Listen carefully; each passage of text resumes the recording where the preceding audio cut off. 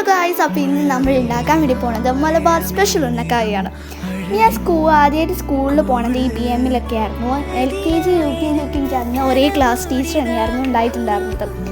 അപ്പം ഞാൻ എല്ലാ പ്രോഗ്രാമിലൊക്കെ പങ്കെടുത്ത് ഭയങ്കര ആക്റ്റീവായിട്ടുള്ള ഒരു കുട്ടി തന്നെയായിരുന്നു ആ ഒരു ടൈമിൽ.